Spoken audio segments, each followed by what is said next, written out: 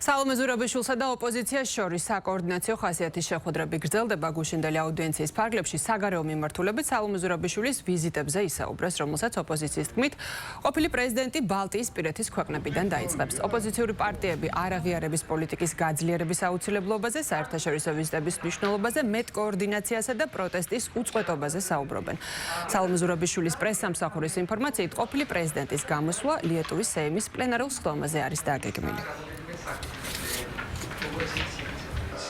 ქვეყანაში შექმნილი მძიმე პოლიტიკური კრიზისი პოლიტიკური პარტიებისგან, ოპოზიციისგან მოითხოვს მნიშვნელოვან კოორდინაციას, ამიტომ ესეთი საკოორდინაციო შეხვედრები ხშირად იმართება. შეხვედრა ეთმობოდა საგარეო მიმართულებით სალომე ზურაბიშვილის ვიზიტებს, რომელიც დაგეგმილი არის ბალტიისპირეთის ქვეყნებში, სტრასბურგში, მათ შორის ბრიტანეთში.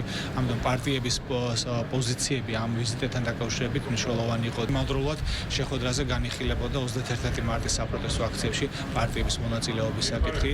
ვფიქრობ, რომ ჩვენი მთავარი ამოცანა უახლოეს პერიოდის განმავლობაში იყოს, რომ ვაჩვენოთ ძლიერი კოორდინაცია საზოგადოებას. ყველა მნიშვნელოვანი საკითხთან დაკავშირებით არის ზოგადად რო აქ შეხვედრა სხვადასხვა ფორმატში. ვფიქრობ, ნორმალური პროცესია, რომელიც აუცილებლად დასრულდება მიზნის მიღწევით. მიზანი არის ქვეყანაში დემოკრატიული პროცესის განვითარება. ყოველი დღე არის 31 მარტი, თუ ყოველი დღე არის პროტესტი, ყოველი დღე არის ბრძოლა უკეთესი საქართველოსთვის, რაც არ უნდა საწინააღმდეგო აზრს გიპირისპირებდეს ხელისუფლება, ხო? ამ პროტესტში არის ხალხი, თვეების განმავლობაში და 31 მარტი ვერ იქნება გამონაკლისი.